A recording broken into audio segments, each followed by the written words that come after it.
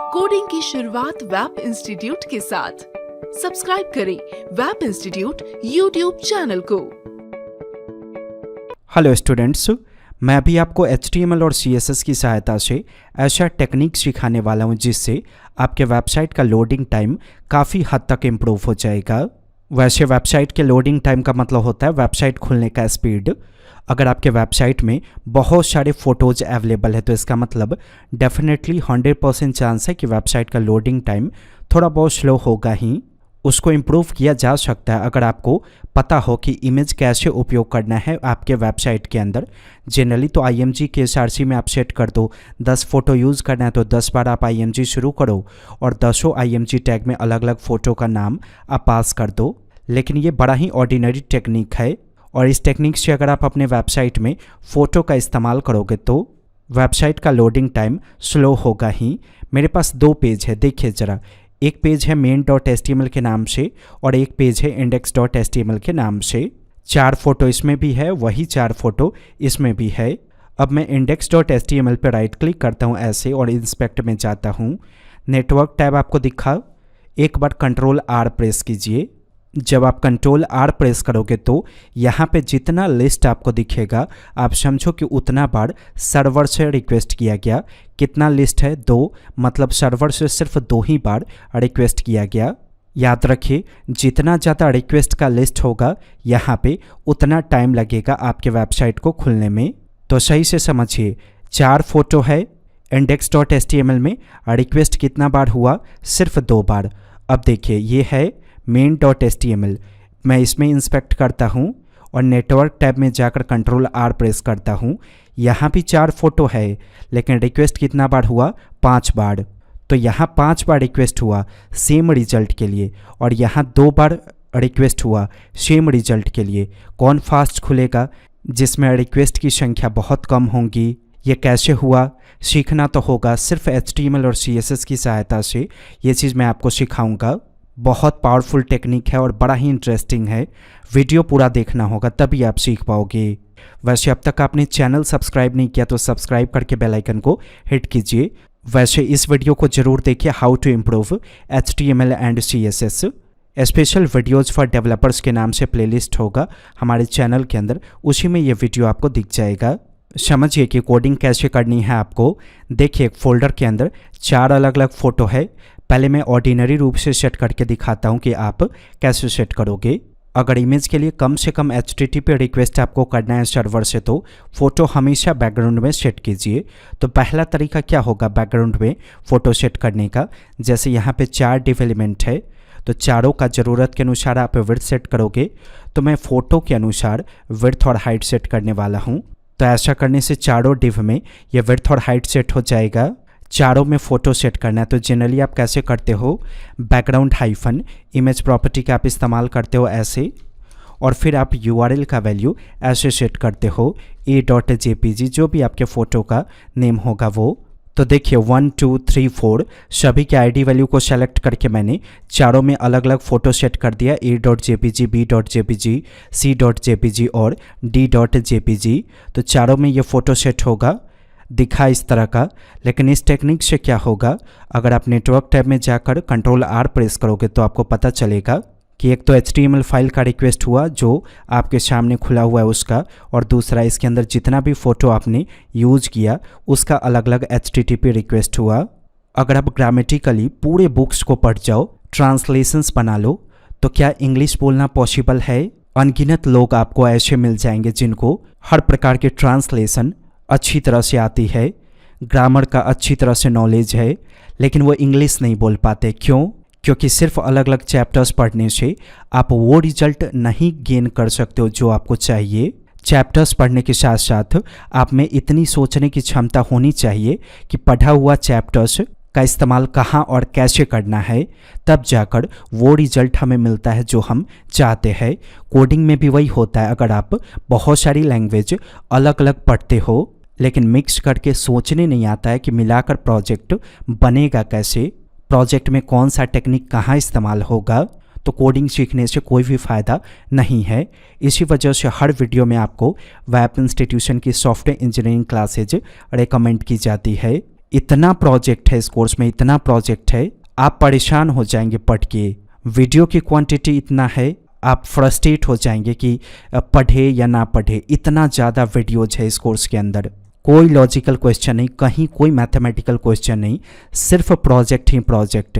इस कोर्स के अंदर ऐसा कोई भी लैंग्वेज नहीं है जहाँ पे प्रोजेक्ट्स ना करवाया गया हो, और कोई भी ऑर्डिनरी प्रोजेक्ट्स नहीं है जो इंटरनेट पे आसानी से मिल जाए।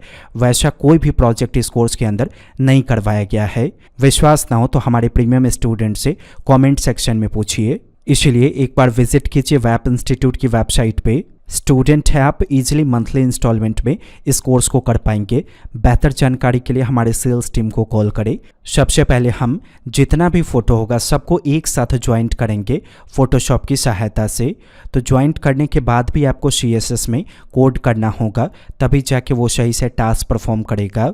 देखिए मैंने चारों फ़ोटो को सेलेक्ट करके ड्रैग एंड ड्रॉप कर दिया। फोटोशॉप के किसी भी वर्जन में ड्रैग एंड ड्रॉप कर लीजिए। ड्रैग एंड ड्रॉप करने के बाद क्रॉप टूल होगा, क्रॉप टूल में यहाँ पे विड्थ डिफाइन करते हैं ऐसे। तो देखिए एक डिफ एलिमेंट का विड्थ कितना है 480 और हाइट कितना है 680। तो यहाँ 480 पिक्सल विड्थ सेट कर दीजिए, हाइट सेट कर दीजिए 680 पिक्सल और रिजोल्यूशन सेट कर दीजिए 72 पिक्सल, ताकि फ़ोटो लो क्वालिटी का बने। फिर यहाँ से टिक कीजिए। लगभग सभी फ़ोटोशॉप में ऐसे ही क्रॉप होगा। तो यह पहला फ़ोटो मैंने क्रॉप किया, अब मैं दूसरे फ़ोटो को क्रॉप करूँगा। ऑलरेडी क्रॉप का साइज़ डिफाइंड है, आप इस तरह से इसे भी क्रॉप कर लो। फिर तीसरे फ़ोटो में मैं इस तरह से ऐसे क्रॉप कर लेता हूँ सेम साइज़ में। सबका साइज़ एक जैसा कीजिएगा। इसे भी मैं क्रॉप कर लेता हूँ ऐसे। तो चारों फ़ोटो क्रॉप हो गया, जितना बाई जितने का हमें इस्तेमाल करना था। अब एक न्यू पेज लेना है आपको। पेज का विड्थ उतना होगा जितना एक फ़ोटो का विड्थ होगा। एक फ़ोटो का विड्थ कितना है 480, तो इस पेज का विड्थ रखेंगे 480। लेकिन हाइट उतना देंगे जितना सारा फ़ोटो का मिलाकर होगा। जैसे मुझे 4 फ़ोटो इस्तेमाल करना है, तो एक फ़ोटो का हाइट है 680, तो 4 फ़ोटो का हाइट कितना होगा 680 में हम 4 से मल्टीप्लाई कर देंगे। जितना रिजल्ट आएगा उतना इसका हाइट डिफाइन कर देंगे। इसके बाद क्रिएट कीजिए। अब एक एक करके सारा फ़ोटो सेट करना है आपको। देखिए जैसे मैंने पहले फ़ोटो को यहाँ पे ऐसे सेट किया, फिर इसके बाद मैं दूसरे फ़ोटो को यहाँ पे ऐसे सेट करता हूँ। पूरा स्टेप आपको देखना होगा, नहीं तो नहीं सीख पाएंगे आप। ये रहा तीसरा फ़ोटो, मैं इसे यहाँ पे ऐसे सेट करता हूँ। और ये रहा चौथा फ़ोटो, मैं इसे भी यहाँ पे ऐसे सेट करता हूँ। ओके, सेट हो गया। अब इसे सेव करेंगे, Ctrl+Shift+S दबाएंगे आप। JPG फॉर्मेट को सेलेक्ट करेंगे, आप इसका नाम डिफाइन कर दो ऑल। तो हमने चारों फ़ोटो को एक साथ ज्वाइंट कर लिया। अब देखिए हमें इन चारों फ़ोटो की कोई भी आवश्यकता नहीं है, मैंने सबको डिलीट कर दिया। अब सिर्फ मेरे पास एक ही फ़ोटो है ऑल के नाम से। अब क्या परेशानी आपको आने वाली है वो समझिए। अगर मैं यहाँ पे कोड में जाकर सब जगह पे ऑल कर दूँ ऐसे, देखिए चारों में मैंने ऑल सेट कर दिया। अगर आप सेव करोगे तो 4 अलग अलग फ़ोटो आपको नहीं दिखेगा। यहाँ देखिए कोई एक ही हिस्सा दिखेगा फ़ोटो का, क्योंकि फ़ोटो उतना ज़्यादा लंबा है। आप इंस्पेक्ट करोगे तो ये जो नेटवर्क टैब है इसके अंदर रिक्वेस्ट एक ही बार होगा, लेकिन सिर्फ रिक्वेस्ट एक ही बार होने से तो कुछ नहीं होगा। हमें एक ही फ़ोटो में से चारों फ़ोटो को अलग अलग दिखाना है। जैसे ये देख रहे हैं, इसमें देखिए 4 फ़ोटो है, लेकिन अभी कौन सा दिख रहा है, सिर्फ ऊपर वाला। मैं चाहता हूँ कि वेब पेज में मैं अपनी मर्जी से 4 जगह पे एक ही फ़ोटो में से 4 फ़ोटो अलग अलग दिखाऊँ। ये कैसे होगा, ये थोड़ा सा इंटरेस्टिंग है, बस ये आप समझ जाओ। पहला फ़ोटो को छोड़ दीजिए, पहला फ़ोटो ऐसे ही रहने दीजिए। दूसरे फ़ोटो से काम शुरू कीजिए। मैं दूसरे फ़ोटो पे इसी के अंदर से कोई दूसरा हिस्सा दिखाना चाहता हूँ। तो ये है 2। ओके, सिंपली आप यहाँ पे बैकग्राउंड पोजीशन प्रॉपर्टी का इस्तेमाल करेंगे। ऐसे सेट कीजिए, लेफ़्ट से 0, फिर स्पेस देकर यहाँ पे राइट कर देंगे टॉप। अगर आपने दिया 20 पिक्सल तो क्या होगा, ऊपर से 20 पिक्सल ये जो दूसरा वाला फ़ोटो है ये नीचे मूव होगा। आप ऊपर में ही मूव करना चाहते हो तो यहाँ पे माइनस में वैल्यू आपको पुट करना होगा। हमें ऊपर में ही उल्टा की दिशा मूव करना है। तो देखिए एक फ़ोटो का हाइट कितना है 680, तो यहाँ पे डिफाइन कर देंगे -680। तो देखिए दूसरा फ़ोटो दिखा। अब यहाँ तीसरा फ़ोटो दिखाना है, कैसे होगा, एक फ़ोटो का हाइट है 680, आप इसमें 2 से मल्टीप्लाई करो, कितना आया 1360। तो यहाँ पे थर्ड वाले फ़ोटो में ऐसे राइट कर देंगे 1360, रन कीजिए। देखिए तीसरा फ़ोटो दिखा। अब यहाँ दिखाना है तो अब क्या करेंगे हम, एक फ़ोटो का हाइट है 680, 3 से मल्टीप्लाई करेंगे, कितना आया 2040। बस आप चौथे वाले फ़ोटो में जाओ और ऐसे डिफाइन कर दो 2040। देखिए कितना इंटरेस्टिंग है, फ़ोटो एक ही है लेकिन उसी फ़ोटो में से 4 अलग अलग फ़ोटो हमने डिस्प्ले किया। बस हमें समझना होगा कि हम कैसे कैलकुलेट करें जिससे उस बड़े फ़ोटो के अंदर से वही हिस्सा दिखे जो हम एग्जैक्टली दिखाना चाहते हैं। ऐसे तो ऑर्डिनरी पीपल को लगेगा कि हाँ यहाँ पे 4 फ़ोटो है, लेकिन रियलिटी में 4 फ़ोटो नहीं है। कितना फ़ोटो यहाँ पे नेटवर्क टैब में देखिए सिर्फ एक ही फ़ोटो है। तो क्या ऐसा करने से वेबसाइट का लोडिंग टाइम थोड़ा फास्ट होगा? 100% फास्ट होगा। कैसे? एक तो रिक्वेस्ट होगा HTTP का एक ही बार, और दूसरा देखिए अगर मैं इस फ़ोटो की साइज़ देखूँ तो सिर्फ 1 MB है। पहले चारों फ़ोटो मिलाकर पूरा साइज़ था 2 MB समथिंग, लेकिन अभी एक फ़ोटो होने की वजह से चारों फ़ोटो मिलाकर एक साइज़ है 1 MB। तो साइज़ पे भी फ़र्क पड़ गया और HTTP रिक्वेस्ट होने पे भी फ़र्क पड़ा।